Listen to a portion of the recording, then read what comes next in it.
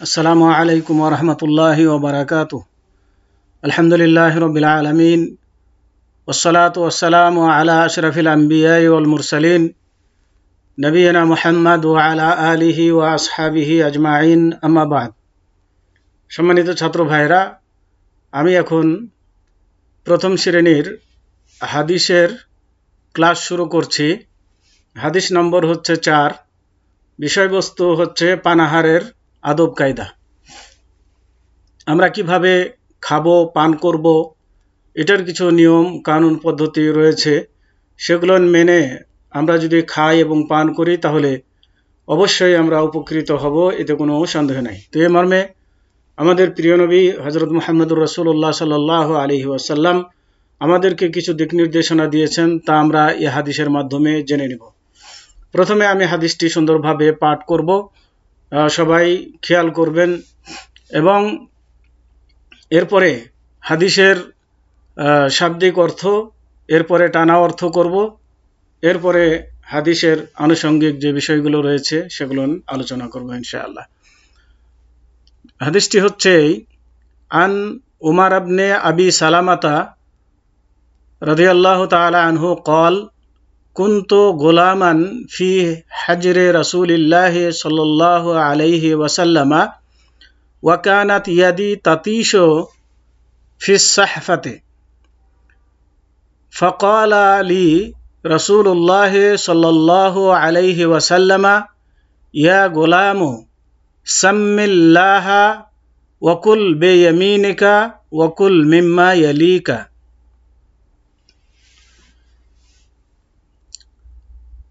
শাব্দিক অর্থ, আন মানে হইতে, আনের পূর্বে একটি শব্দ উজ্জ আছে রুবিয়া, যার অর্থ হচ্ছে বর্ণিত হয়েছে।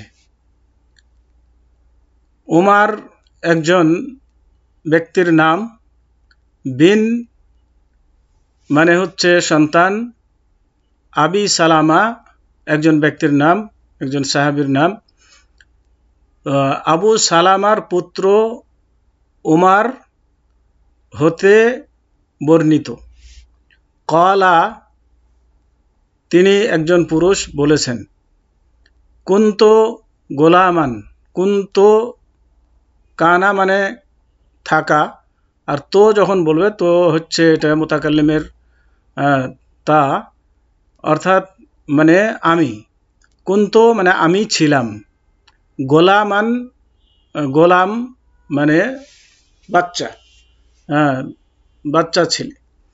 ফি হাজরে রাসূলিল্লাহ সাল্লাল্লাহু আলাইহি ওয়াসাল্লামা, ফি মানে মধ্যে, এখানে হবে তত্ত্বাবধায়নে, হাজর মানে তত্ত্বাবধায়ন, তত্ত্বাবধায়নের মধ্যে মানে তত্ত্বাবধায়নে, হাজর মানে তত্ত্বাবধায়ন।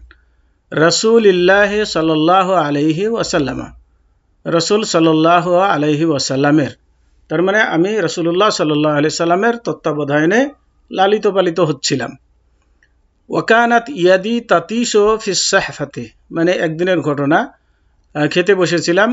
ওয়াকানাত ইয়াদি, কানাত মানে ছিল, ইয়াদি মানে আমার হাত, তাতিশু মানে ঘুরছিল, তার মানে আমার হাত ঘুরতেছিল। ফিস সাহফাতে, ফি মানে মধ্যে, সাহফা মানে প্লেট বা বাসন, মানে বাসনের মধ্যে আমার হাত ঘুরতেছিল। ফাকালা লিয়া রাসূলুল্লাহ সাল্লাল্লাহু আলাইহি ওয়াসাল্লাম, ফাকালা ফা মানে অতঃপর, কালা মানে তিনি বললেন, তিনি মানে লি মানে আমাকে, রাসূলুল্লাহ সাল্লাল্লাহু আলাইহি ওয়াসাল্লাম, রাসূলুল্লাহ সাল্লাল্লাহু আলাইহি ওয়াসাল্লাম আমাকে বললেন। ইয়া গোলাম, ইয়া মানে হে, এটা আহ্বান সূচক শব্দ। গোলাম মানে হচ্ছে ছেলে, হে ছেলে। সাম্মিল্লাহ, সাম্মে মানে নাম লাও, তার মানে বিসমিল্লাহ বলো। আল্লাহ মানে আল্লাহর, আল্লাহর নাম লাও মানে বিসমিল্লাহ বলো। ওয়াকুল এবং খাও, এ কুল এই কাপ দিয়ে, কাপ তো দুই ধরনের, একটা হচ্ছে নুক্তা আলা কাপ, আর একটা হচ্ছে এই ধরনের কাপ। তো এই কাপ দ্বারা যদি কুল হয় তাহলে তার অর্থ হবে তুমি বলো, তুমি খাও। আর যদি নুক্তা আলা কাপ দ্বারা কুল হয় যেমন এই কাপ, তো এই কাপ দ্বারা যদি কুল শব্দ হয় তাহলে তার অর্থ হবে বলো, আর এই কাপ দ্বারা অর্থ হবে কুল মানে খাও, বে মানে দ্বারা, ইয়ামিন মানে ডান, আর কা মানে তোমার, তাহলে বেয়ামিনেকা তোমার ডান হাত দ্বারা, তোমার ডান হাত দ্বারা খাও। ওয়াকুল মিম্মা ইয়ালিকা, কুল মানে খাও, মিম্মা মানে হইতে, ইয়ালিকা ইয়ালি মানে নিকট, আর কা মানে তোমার, তোমার নিকট হতে খাও। তাহলে এবার আসুন আমরা এ হাদিসের অর্থ, টানা অর্থ জেনে নিই। অর্থ হচ্ছে যে উমার বিন আবি সালামা রাদিয়াল্লাহু তাআলা আনহু বলেন, আমি আল্লাহর রাসূল সাল্লাল্লাহু আলাইহি ওয়াসাল্লাম এর তত্ত্বাবধানে ছিলাম এবং খাওয়ার পাত্রে আমার হাত এদিক ওদিক ঘুরছিল। তখন আল্লাহর রাসূল সাল্লাল্লাহু আলাইহি ওয়াসাল্লাম আমাকে বললেন, হে বৎস, মানে হে ছেলে, আল্লাহর নামে খাবার খাও এবং আল্লাহর নামে খাবার শুরু করো এবং ডান হাতে খাও এবং তোমার নিকট থেকে খাও।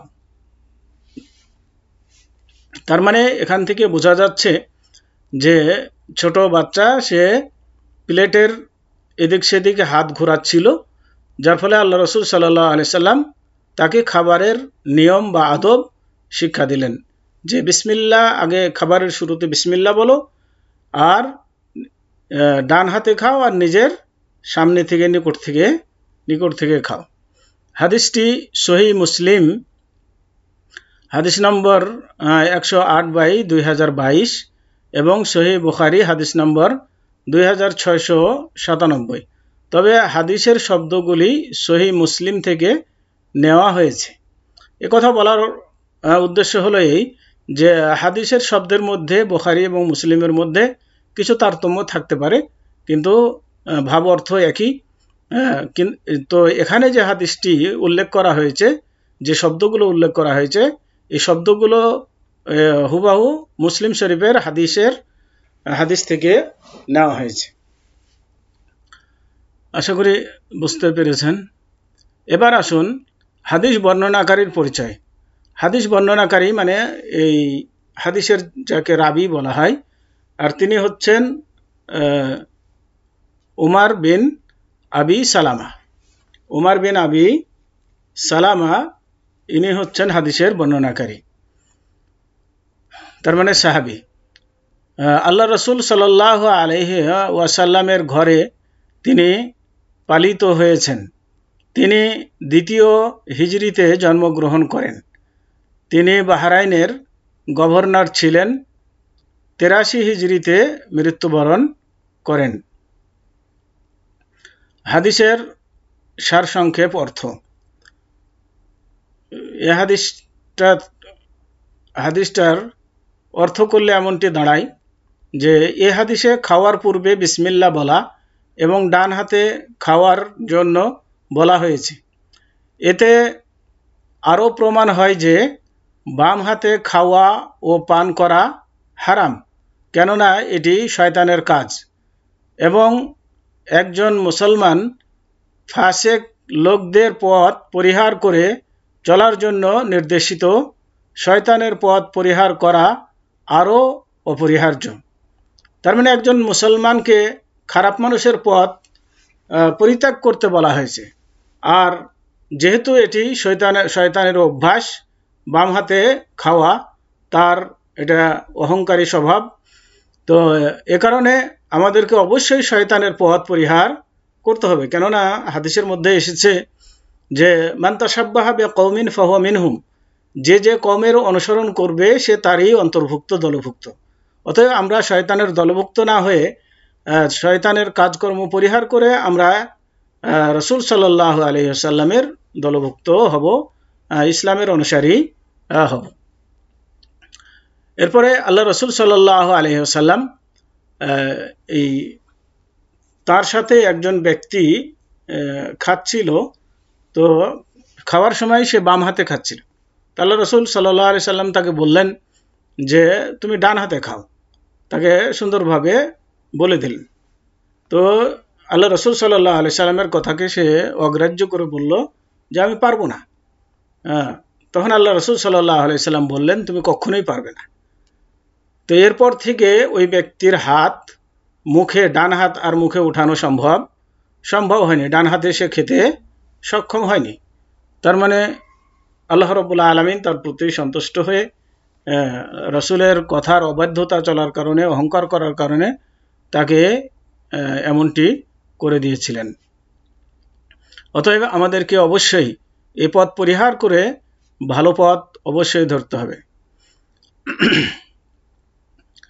এছাড়া হাদিসটিতে আরও উল্লেখ করা হয়েছে যে খেতে বসলে একজন মুসলমান তার নিকটবর্তী খাবার গ্রহণ করবে, তারা নিজের নিকট থেকে খাবে, এটা হচ্ছে খাবারের আদব। এখানে সেখানে হাত ঘোরানো এটা দেখতে খারাপ লাগে, বা আপনার সাথে যারা বসে খাবে তারা এটা খারাপ মনে করবে। এছাড়াও খাবারের মধ্যখানে বরকত নাজিল হয়, অতএব এক সাইড থেকে খাবার খাওয়া উচিত।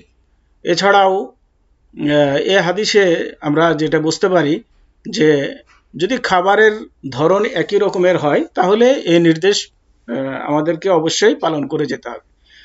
কিন্তু যদি খাবারের প্লেটে বিভিন্ন ধরনের খাবার সাজানো থাকে তাহলে প্রথমে নিজের নিকট থেকে শুরু করবেন, এরপরে বিভিন্ন রকমের খাবার যেহেতু প্লেটে দেওয়া হয়েছে সেহেতু সবগুলোই যেহেতু খেতে হবে, সবাই খাবে, এজন্য সেই ক্ষেত্রে হাত প্রয়োজনে এদিক সেদিকে দেওয়া যাবে, নচেত নয়। এ ব্যাপারে অবশ্যই খেয়াল রাখতে হবে। এবার আসুন হাদিস হতে শিক্ষণীয় বিষয়। 1, খাবার শুরু করার পূর্বে বিসমিল্লাহ বলা শরীয়ত সম্মত বিষয়, কারণ খাবারের সাথে শয়তান শরীক হয়ে যায়। বিসমিল্লাহ বললে সে আর অংশগ্রহণ করতে পারে না এবং খাবারে বরকত হয়। 2, আপনি যদি খাবারের শুরুতে বিসমিল্লাহ বলতে ভুলে যান তাহলে বলবেন বিসমিল্লাহে আউয়ালিহি ওয়া আখিরিহি। তার মানে খাবার শুরু করেছেন হয়তো তাড়াহুড়া করে বা অন্যমনস্ক থাকার কারণে বিসমিল্লাহ বলতে ভুলে গিয়েছেন, কিন্তু যখন আপনার মনে পড়লো যে আমি তো বিসমিল্লাহ শুরুতে বলিনি, তখন যখনই মনে পড়বে তখনই আপনি বলবেন বিসমিল্লাহে আউয়ালিহি ওয়া আখিরিহি, অথবা বিসমিল্লাহে আউয়ালাহু ওয়া আখিরাহু, দুইভাবেই বলা যায়। 3, আপনি যখন খাবার খাবেন তখন ডান হাতে খাবেন এবং যখন পান করবেন তখন ডান হাতে পান করবেন। অনেক ভাইকে দেখা যায় যে খাবার তো খাচ্ছে ডান হাতে, কিন্তু পানি বা পানি জাতীয় অন্য কিছু বা অন্য কোনো জিনিস সে বাম হাতে খাচ্ছে, মরিচ খাচ্ছে বাম হাতে, পেঁয়াজ খাচ্ছে বাম হাতে, বা অন্য কিছু সালাদ খাচ্ছে বাম হাতে, বা পান করছে বাম হাতে, এভাবে করে। তার যুক্তি হলো কি, আমি ডান হাত ব্যস্ত আছে, ডান হাত দ্বারা তো অন্য কিছু করছি, কাজে ডান হাতে আর খাওয়া যাবে না, এটা বাম হাতে খাতে। আবার কেউ বলে যে ডান হাতে যদি গ্লাস ধরি তাহলে গ্লাসটা নোংরা হয়ে যাবে, যার কারণে এটা ভালো দেখায় না, এরকম যুক্তি দেখায়। তো আমি বলবো যে তারপরেও ডান হাতেই পান করতে হবে। আপনি ডান হাতটি চেটে নিয়ে গ্লাসটার নিচে অংশে 2 আঙ্গুল 3 আঙ্গুল দিয়ে ধরে আপনি পান করবেন। এছাড়াও আপনি যে গ্লাস ব্যবহার করবেন সেটা আপনি ব্যবহার করবেন, অথবা ওয়ান টাইম গ্লাস, এটা অনেক সময় খাওয়ার পরে ফেলে দিতে হয়। আর যদি ভালো অন্যান্য গ্লাস হয়, কাঁচের গ্লাস বা অন্য গ্লাস, তাহলে সেটাকে পরে ধুয়ে নেওয়া যাবে, এটা কোনো সমস্যা নেই। হ্যাঁ, তবে যদি মনে করেন যে এমন এক পর্যায়ে আছেন যে আপনার ডান হাতে কিছু করা যাচ্ছে না, ডান হাত এমন ব্যস্ত আছে যে আর কিছু করা যাচ্ছে না, মানে ডান হাতে হয়তো খাবার আছে, খাবারটা রাখাও সম্ভব হচ্ছে না, তো এই সমস্ত ক্ষেত্রে তো প্রয়োজনের খাতিরে তখন বাম হাত ব্যবহার করা যেতে পারে, নচেত নয়। আবার অনেককে দেখা যায় বাম হাতে গ্লাস নিয়ে ডান হাতের এভাবে উল্টা ঠেকা দিয়ে নিচে, গ্লাসের নিচে ডান হাতের ঠেকা দিয়ে পান করছে। এটা মূলত বাম হাতেই পান করার শামিল, এটা ডান হাতে নয়। বরং আপনি ডান হাতে গ্লাস ধরবেন, প্রয়োজন হলে বাম হাতের সহযোগিতা নিতে পারবেন, কিন্তু বাম হাত দিয়ে গিলাস ধরে ডান হাতের সহযোগিতা নেওয়া এটা বাম হাতে পান করারই শামিল, এমন কাজটিও করবেন না। তো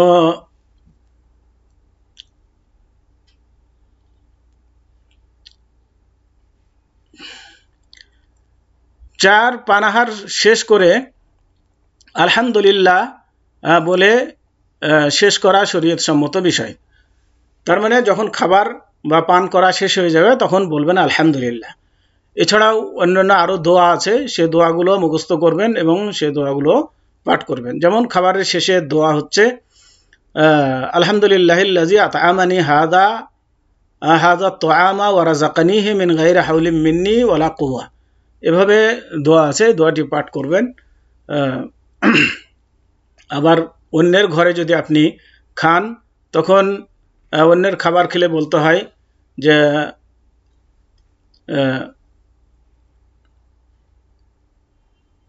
আল্লাহুম্মা বারিক লাহুম ফিমা রাযাকতাহুম ওয়াগফির লাহুম ওয়ারহামহুম, এভাবে তার জন্য দোয়া করতে হয়, আল্লাহুম্মা বারিক লাহুম ফিমা রাযাকতাহুম ওয়াগফির লাহুম ওয়ারহামহুম। আবার অন্যের ঘরে খাবার আরেকটি দোয়া আছে যে আল্লাহুম্মা আতিম মান আতআমানি ওয়াসকি মান সাকানি, আর এই দোয়াটি হচ্ছে খাবারের শুরুতে বলা, মানে খাবারের পূর্বে। 5, আপনি যখন খেতে বসবেন তখন নিজের সামনে থেকে ও নিজের নিকটের খাবার খাবেন। তো এটা হচ্ছে খাবারের আদব। আজকে এ পর্যন্তই। ওয়াসাল্লাল্লাহু আলা নবিয়িনা মুহাম্মদ ওয়া আলা আলিহি ওয়া আসহাবিহি ওয়া বারিক ওয়া সাল্লাম। আসসালামু আলাইকুম ওয়া রাহমাতুল্লাহি ওয়া বারাকাতুহু।